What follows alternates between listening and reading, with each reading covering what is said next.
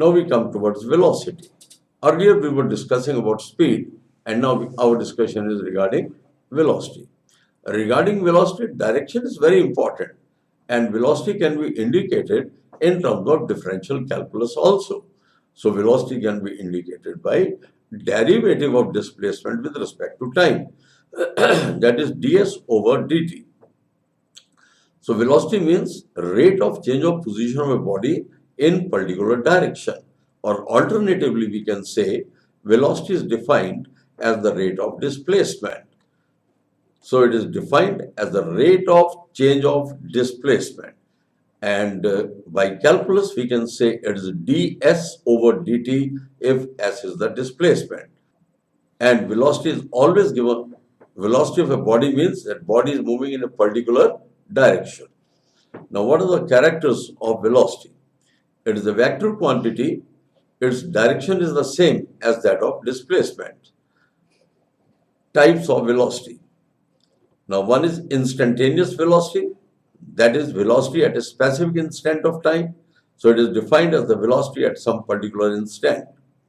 Instantaneous velocity can be given by function limit delta t approaching 0, delta r over delta t, where delta r is indicating small displacement and delta t the small time. So it will be equal to derivative of displacement with respect to time, that is dr over dt. Now we come towards average velocity. To understand the concept of average velocity, we have to go through with an example. Suppose that body is moving from east to west and the displacement is, say, s. If the body is moving from east to west, let us assume displacement to be x. Now the body is coming back from that is west to east. Again the displacement is x or s, whatever we will take. But it will be negative this time. So average velocity can be total displacement divided by total time. If while going the displacement is x and while coming it is minus x, then we add x and minus x, which will become 0. So 0 over total time will become 0. But if the particle is moving in the same direction, we add all the displacement and divide by total time. Now uniform velocity. If body covers equal distances in equal intervals of time, then the body is said to be moving with uniform velocity. So a particle is said to have a uniform velocity if magnitudes as well as direction of its velocity remain same.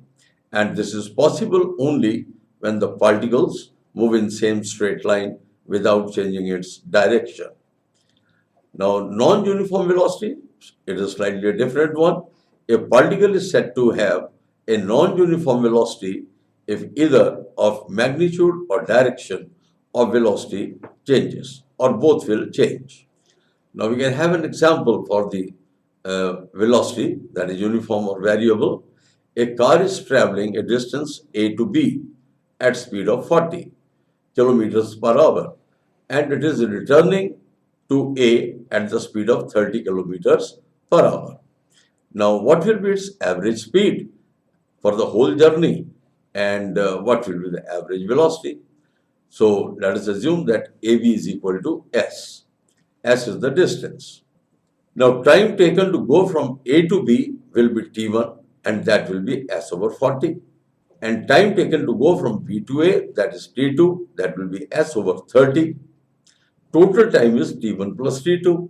So we have added S over 40 with S over 30, and it becomes 7 over 120 S hours. Total distance traveled is S plus S, that is 2S. Now average speed will be total distance traveled over total time. Total distance is 2S and total time is 7S over 120. S will cancel off and we will find the number will come as 120 into 2 over 7. That is 240 over 7, and that is calculated to be 34.3 kilometers per hour. So what exactly we have seen in the average speed? That first of all, we have estimated the times, then we have added the times, then we have estimated the distances, the total distance will be 2s while going and coming.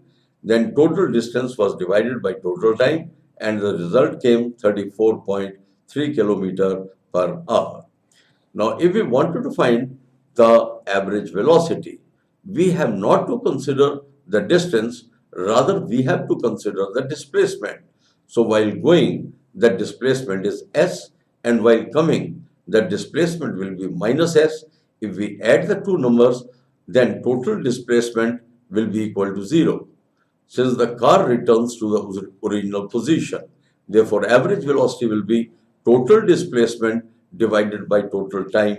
It will be 0 over time, and that is equal to 0. Now, we can have an illustration, example, from the adjoining position time graph. We are finding that there are graphs given like A and B. So, from the adjoining position time graph for two particles A and B, we have to find the ratio of the velocities VA and VB. So we are finding here that the slopes are 30 degrees and 60 degrees. So we know the formula that velocities ratio will be equal to the ratio of the tangents. So VA over VB is equal to tangent theta A over tangent theta B. Now theta A is given as 30 degrees, theta B is given as 60 degrees. So we take tan 30 degrees over tan 60 degrees. We compute the values trigonometrically, and the ratio is calculated to be 1 over 3. So that is what we will find, that from this position we will find the ratio of VA and VB. It comes to be 1 over 3. Now we come towards another example. The position of a particle moving on x-axis is given by, that is, x is equal to at cube plus bt square plus ct plus d. So this is distance time graph or distance time equation. The numerical values of the constants a, b, c and d are respectively 1, 4, minus 2 and 5. And SI units are used. We have to find the velocity of particle at t is equal to 4 seconds. So first of all, we write the equation, that is x is equal to at cube plus bt square plus ct plus d, and then that is put equal to v. Now we take derivative of displacement. So x is given to us, so we have taken dx over dt. That is derivative of x with respect to time, or derivative of displacement with respect to time. It will become d over dt, and for x we will put the values at cube plus bt square plus ct plus d. Now we will take the derivatives of at cube, bt square, ct and d. Derivative of purely d will be 0 because it is constant. But for at square, it will be taken as 3at square. For bt square, the derivative is 2bt square, and for ct, the derivative is c. Now, wherever time will exist, we will put the value as 4 seconds, and wherever a, b and c are existing, we will put the values as 1, the value is 4, then the value is minus c, minus 2, then we have to make the calculation, which comes to be 78 meters per second. So velocity is calculated to be 78 meters per second. In a car race, car A takes time of t seconds less than car B. So whatever time is taken by car B, we have to subtract some time. So t time less than the time taken by car B at the finish, and passes the finishing point with velocity v meters per second more than car B. So velocity will be more than car B. Now we are assuming that the cars start from rest.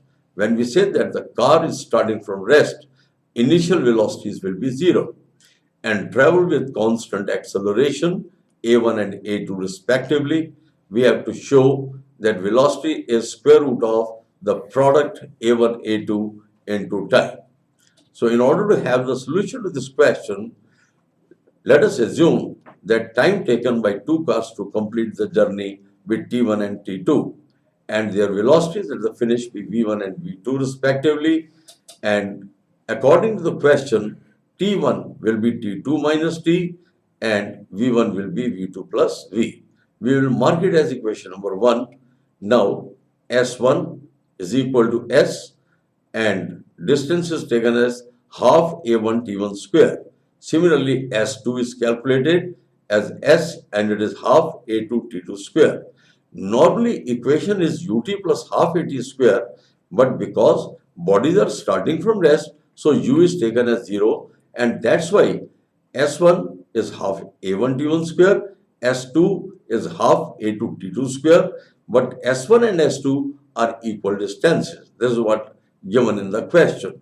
Therefore, S1 is replaced by S, S2 is also replaced by S, and further equation will be, that is, A1 T2 square will be 2S, V1 can be taken as A1 T1, V2 can be taken as A2 T2, or V1 T1 is equal to A1 T1 square is equal to 2S.